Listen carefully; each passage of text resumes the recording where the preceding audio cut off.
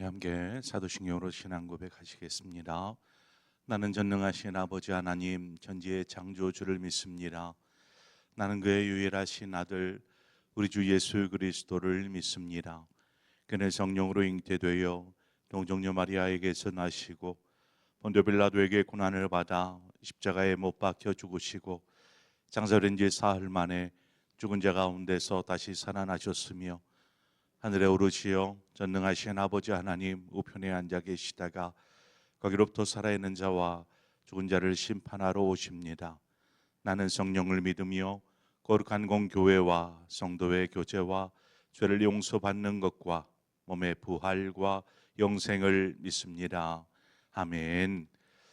우리 함께 찬송가 240장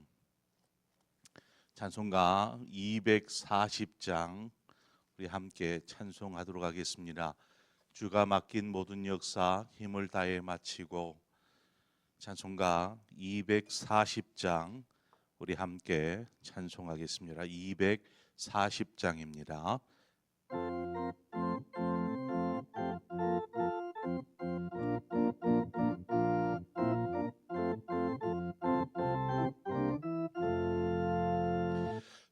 주가 맡긴 모든 역사 힘을 다해 마치고 밝고 밝은 그 아침을 맞을 때 요단강을 건너가서 주의 손을 붙잡고 기쁨으로 주의 얼굴 배우리. 나의 주를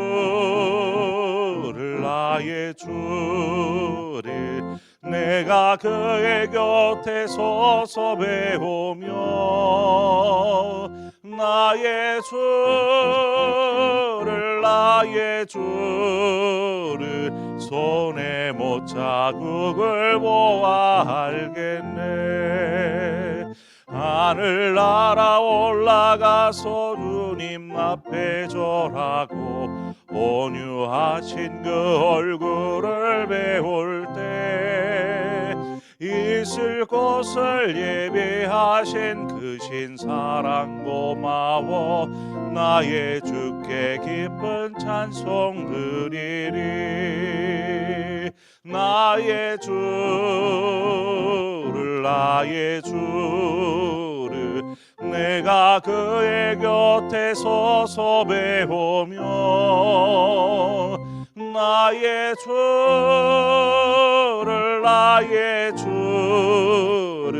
손에 못 자국을 보아 알겠네. 이 세상을 일찍 떠난 사랑하는 성도들 나를 맞을 준비하고 있겠네.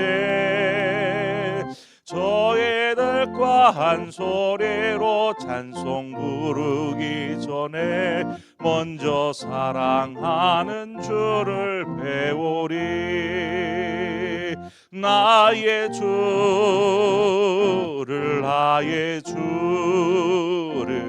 내가 그의 곁에 서서 배우며 나의 주를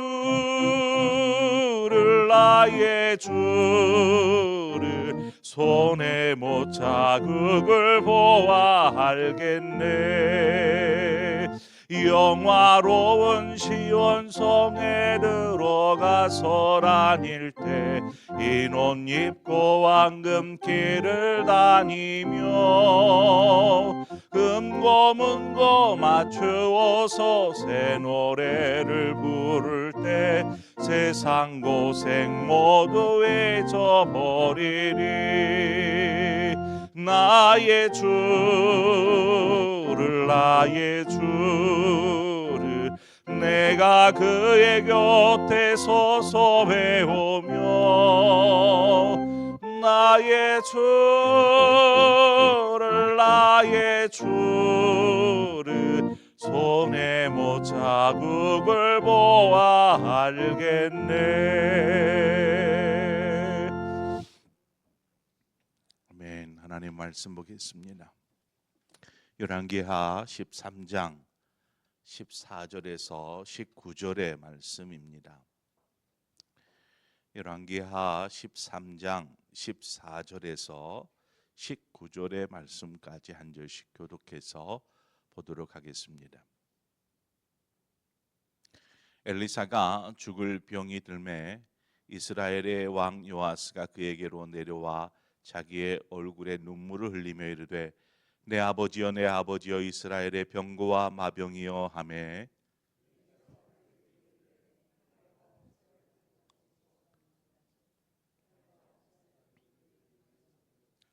또 이스라엘 왕에게 이르되 왕의 손으로 활을 잡으소서 하매 그가 손으로 잡으니 엘리사가 자기 손을 왕의 손 위에 얹고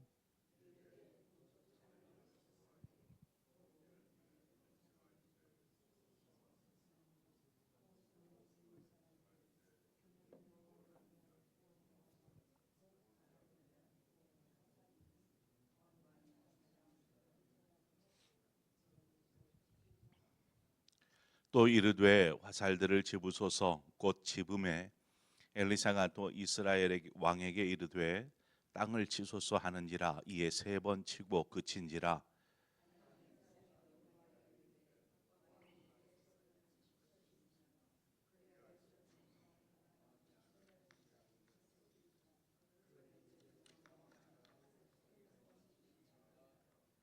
아멘. 본문은 엘리사의 마지막 행적입니다. 하나님의 선지자 엘리사의 마지막 행적. 엘리사는 앞서 열왕기하 9장에서 마지막으로 그 모습을 보이는데 그때가 예후에게 기름 부어 왕으로 세울 그때입니다. 그 이후로는 엘리사에 대한 언급이 전혀 없습니다. 북이스라엘의 영적인 지도자인 엘리사의 언급이 없다. 이거 뭔가 문제가 있어 보입니다. 왜 엘리사가 이후로 지금 오늘 본문에 있기까지 왜 아무런 말이 없었을까요? 본문 14절 서두에 보면 엘리사가 죽을 병이 들매 이렇게 되어 있습니다. 아마 엘리사가 병이 들어서 제대로 어떤 사역을 할 수 없었는지도 모르겠습니다. 영적인 지도자가 병들어서 아무것도 할 수 없다라는 것은 참 너무나 안타까운 일이 아닐 수 없지요. 엘리사가 어떤 사람입니까? 엘리야의 뒤를 이어서 하나님의 선지자로서 북이스라엘을 신앙 안에 말씀 안에 세우기 위해서 참 많은 일들을 했던 사람이 엘리사입니다.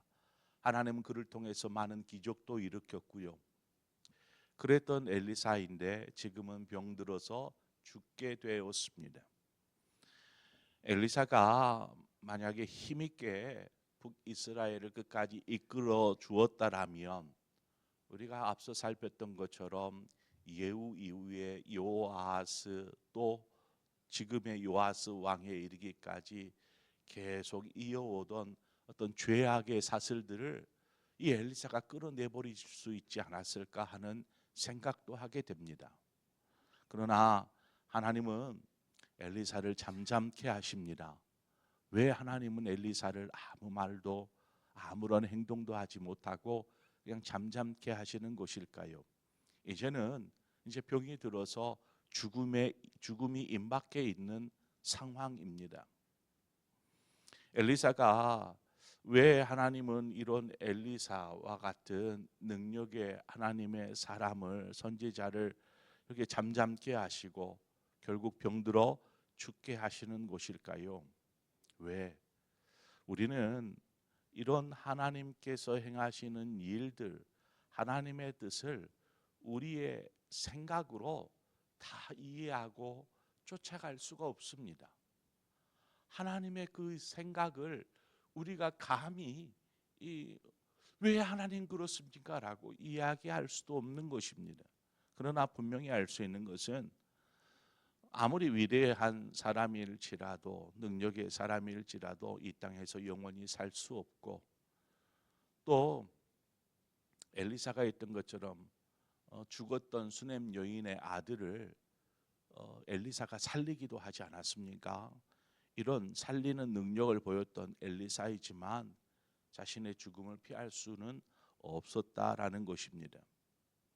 우리는 누구나 죽음 앞에 모두가 공평하게 섭니다. 뭐 길게 살고 짧게 살고의 차이는 있을지 모르지만 결국 아무리 건강한 사람도 아무리 부유한 사람도 세상의 모든 권세를 가진 사람도 결국 죽음 앞에 공평히 서더라는 것입니다. 그러나 엘리사의 입장에서 보면 그런 것 같아요. 우리가 이스라엘 백성들을 바라보고 왕들을 바라보는 입장에서는 엘리사의 죽음이 안타깝기 그지없습니다. 그가 좀 더 살아서 능력 있게 하나님의 사역들을 감당하고 이스라엘 백성을 일으켜 세우고 하면 더 좋았을 것을 하는 생각을 할 수 있을지 모르지만 엘리사의 입장에서는 그가 죽음으로 어떻게 됩니까? 그는 하나님의 나라, 영원한 하나님의 나라에 들어가지 않겠습니까? 주위에서 바라보는 입장은 안타깝지만 그 영혼은 하나님 나라에 가는 것입니다. 그보다 더 중요한 것은 사랑하는 사람은 우리의 곁을 떠나도 하나님께서는 결코 우리를 혼자 내버려 두시지 않는다라는 사실입니다. 우리가 이 천국을 소망하되 늘 우리가 천국을 꿈꾸면서 소망하면서 살되 오늘을 그래서 하나님과 함께 동행하는 삶을 살아야 될 이유가 여기 있습니다. 안타깝죠. 왜 하나님 이렇게 일찍 데려가십니까?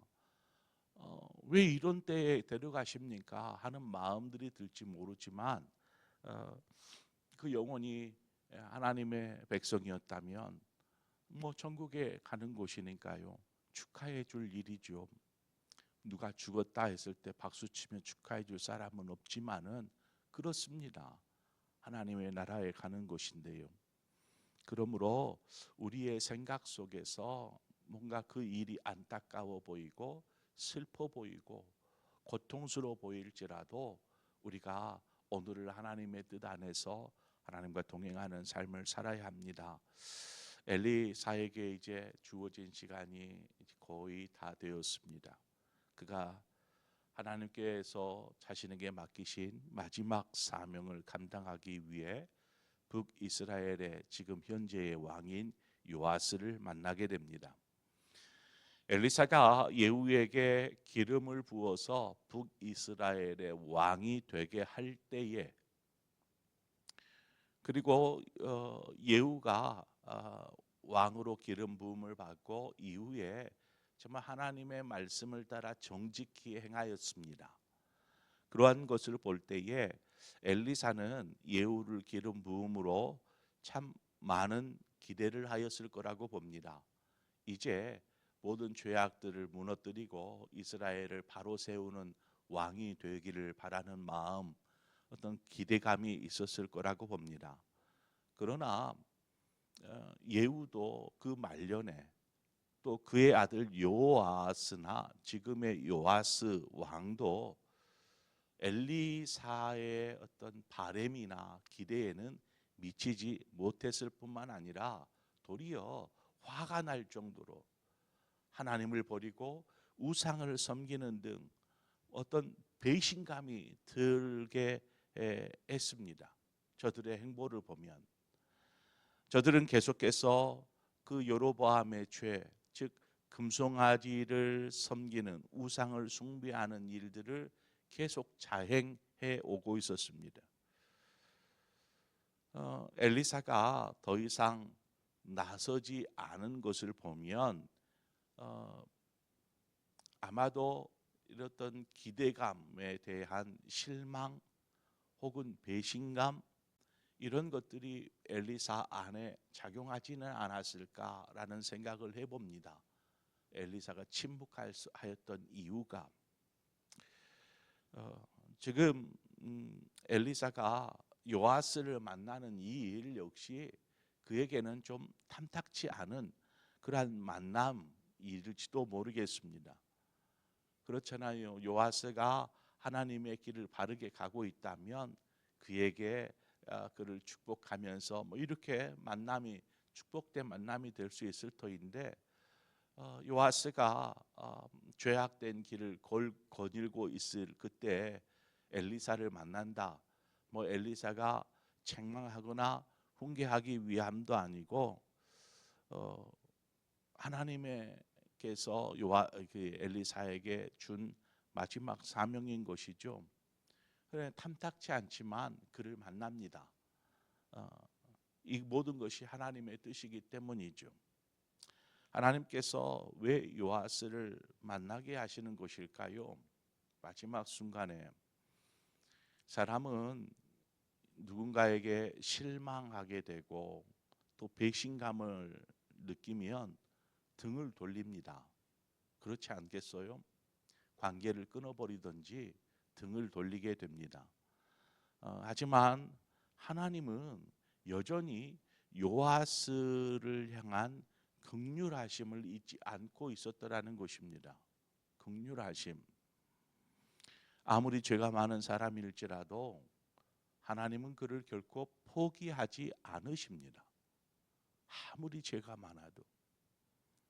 우리의 눈에는 하나님 어떻게 저런 사람을 할 수 있을지 모르지만 하나님은 그들을 향한 하나님의 사랑을 결코 끊어버리거나 또 그들을 향해서 포기해버리지 않으시는 것입니다.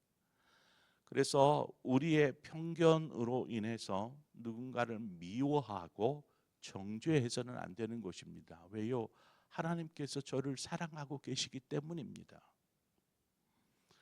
요셉이 자신을 죽이려고 했었던, 그리고 급기야 요셉을 노예로 돈을 받고 팔아버린 형제들을 생각할 때에 어떻겠습니까?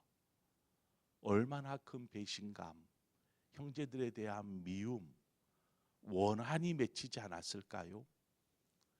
그런데 훗날 요셉이 애굽에서 총리가 되어 형제들을 만나게 됩니다. 그때에 아마 얼굴도 보고 싶지 않을 형제들 아니겠습니까? 만약 그때까지 13년 동안 형제들에 대한 미움과 원망으로 살았다라면 아마 뒤도 돌아보지 않았을 거라고 봅니다. 원수 같은 사람들, 나를 그렇게 내 17살에 나를 버리고 나를 팔아서 내가 고생하면서 종살이하고 감옥살이하고 하는 것들을 생각하면 오죽이나 어떤 마음이 들었겠습니까? 어찌 보면 자신의 고통과 아픔의 시간을 보상받을 수 있는 시간일지도 모릅니다. 자신 앞에 이렇게 엎드려서 이렇게 있는 형제들의 모습들을 보면서 이들을 내가 어떻게 해버릴까 하는 생각도 했을지도 모르겠어요. 그러나 요셉은 형제들에게 그렇게 행하지 않았습니다. 도리어 지금까지 되어진 이 모든 일이 야곱의 가족을 구원하기 위한 하나님의 섭리였다, 이렇게 이야기합니다. 창세기 45장 5절에 당신들이 나를 이곳에 팔았다고 해서 근심하지 마소서, 한탄하지 마소서. 하나님이 생명을 구원하시려고 나를 당신들보다 먼저 보내셨나이다. 이게 총리 요셉의 고백이었습니다. 그러니까 자신의 그 고생과 아픔과 눈물과 그 회한 모든 것들이 그저 하나님의 섭리였습니다. 이렇게 고백하고 있는 요셉의 모습을 보게 됩니다. 그렇습니다. 우리의 눈에는, 우리의 생각에는 어떤 사건이나 어떤 사람이 정말 도저히 용납할 수 없고 받아들일 수 없을지라도 하나님 어떻게 이렇게 행할 수 있어요? 하나님을 향한 원망이 생길지라도 하나님은 선하신 뜻대로 이끄신다라는 것입니다. 그러므로 우리가 다 하나님의 마음, 하나님의 뜻을 이해하지 못한다 하여서 원망하거나 정죄하거나 비난해서는 안 되는 것입니다. 그저 하나님의 선하신 뜻 앞에 그냥 자신의 생각을 내려놓는 것이죠. 쉽지가 않은 일입니다. 원수를 사랑하는 일인데 쉬운 일이겠습니까? 그럼에도 주님은 말씀하십니다. 내 원수를 사랑해라. 요아스가 엘리사를 찾아와서 눈물을 흘리는 것, 그만큼 엘리사가 어떤 인물인지를 알 수 있는 부분입니다. 엘리사는 죽음을 맞이하는 순간까지 자신의 생각이 아닌 하나님의 뜻을 붙잡고 그 뜻에 순종합니다. 바로 이것이 하나님께 맡기신 사명을 감당하는 사명자의 자세인 것이죠. 엘리사는 요아스에게 활과 화살을 가져오게 합니다. 활과 화살을 가져오자 동쪽을 향하여서 창문을 열게 하고 그곳을 향해 화살을 쏘게 하죠. 그것은 하나의 상징적인 모습이었습니다. 동쪽에는 어떤 나라가 있습니까? 아람이 자리하고 있습니다. 그 아람이 있는 동쪽을 향해 화살을 쏜다라는 것은 이제 북이스라엘이 요아스 당신이 아람을 공격할 것입니다 라는 그 예언의 메시지였습니다. 그리고 17절 중반 이하에 보니까 이는 여호와를 위한 구원의 화살 곧 아람에 대한 구원의 화살이니 왕이 아람 사람을 멸절하도록 아벡에서 치리이다 하니라. 자, 이렇게 이야기를 했습니다. 화살을 쏘고 아람이 어떤 나라입니까? 북이스라엘을 계속해서 괴롭혔던 나라가 아람이지 않습니까? 그런 아람을 힘이 없는 연약한 이스라엘이 공격한다라는 것은 참 놀라운 일이 아닐 수 없습니다. 이어서 엘리사가 화살을 이렇게 뭉텅이로 잡게 합니다. 그리고 나서 그것으로 땅을 치십시오 이야기하죠. 그러자 요아스가 그 화살 문금을 가지고 땅을 3번을 쾅쾅쾅 칩니다. 이때에 이제 그렇게 3번 치고 멈추는 그 요아스의 모습을 보고 엘리사가 화를 버럭 냅니다. 그리고 왜 여러 번 치지 않고 3번만 치셨습니까? 당신이 아람을 공격하되 3번 공격하고 그칠 것입니다. 만약 여러 번 당신이 이렇게 화살을 내리쳤다라면 이 아람은 당신을 통해서 멸절되었을 것입니다 라고 이야기합니다. 엘리사가 지금 하고 있는 것이 무엇입니까? 분명히 아람 사람을 멸절하도록 화살을 쏘았을 때에 이 이야기를 했습니다. 엘리사가 요아스에게 아람에 대해서 분명히 공격할 것을 이야기했는데 그 공격에 있어서 요아스의 자세를 묻는 것입니다.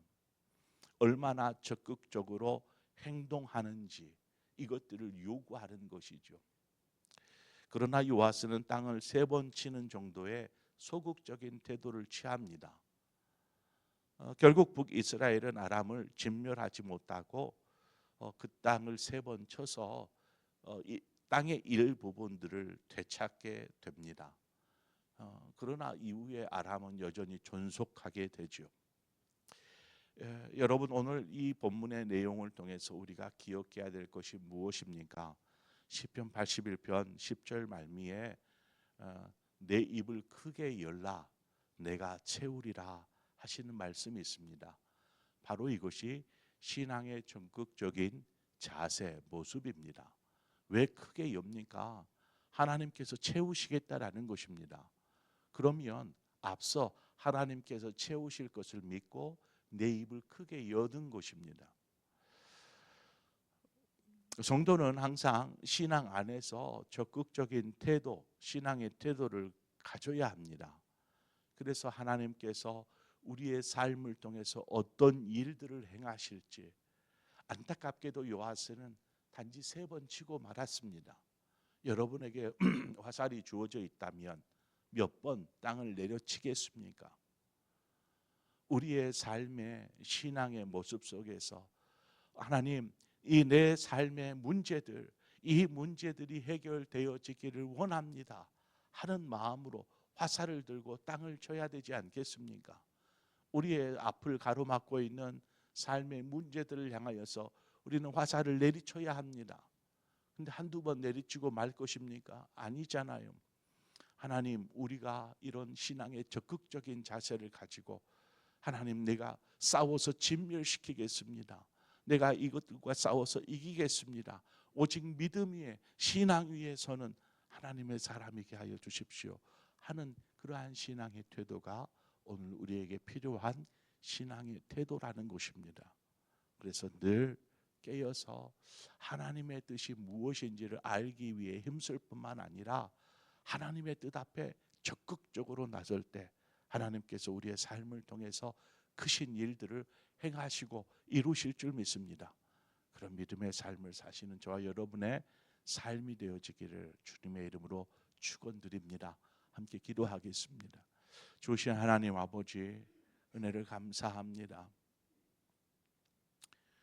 하나님, 우리를 부르시고 또 우리에게 사명을 주시며 그 사명을 끝까지 감당하도록 인도하시는 아버지, 엘리사처럼 마지막 그 순간까지 하나님께로부터 받은 사명을 감당하다가 하나님의 나라에 이르는 것처럼 때로는 우리의 생각에 또 우리가 바라볼 판단할 때에 옳지 못하다 여길지 모르지만 그럼에도 불구하고 하나님의 뜻 앞에 자신의 모든 생각을 내려놓고 그 뜻 앞에 순종하는 엘리사의 모습을 보면서 우리 역시 늘 하나님의 뜻이 우리의 생각보다, 우리의 판단보다 우선이게 하여 주시옵소서.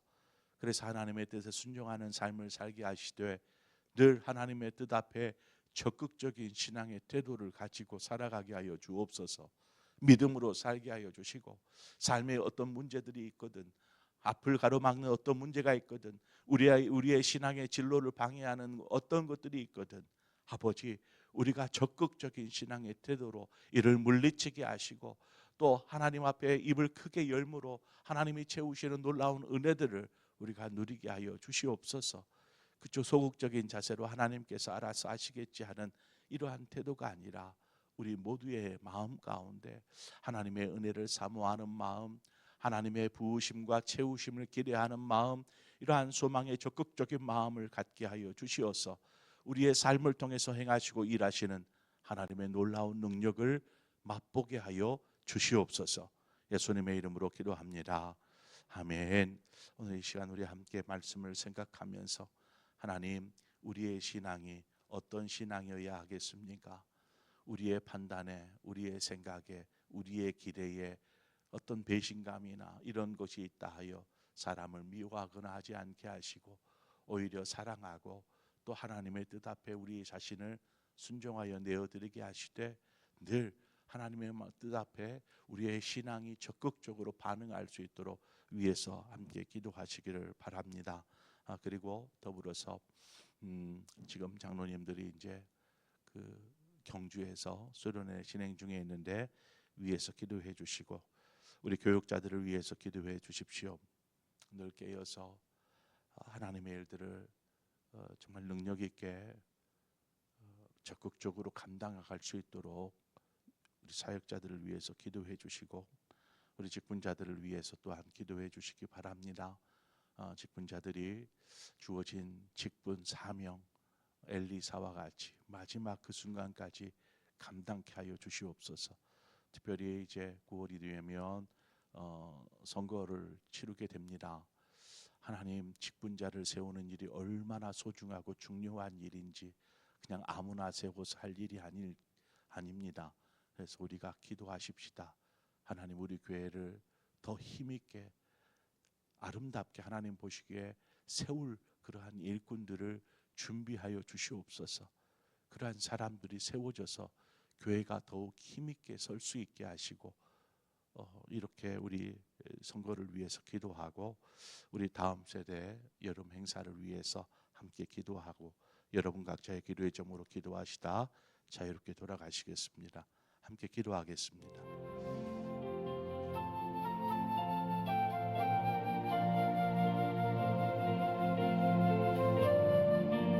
하나님 아버지 은혜와 사랑을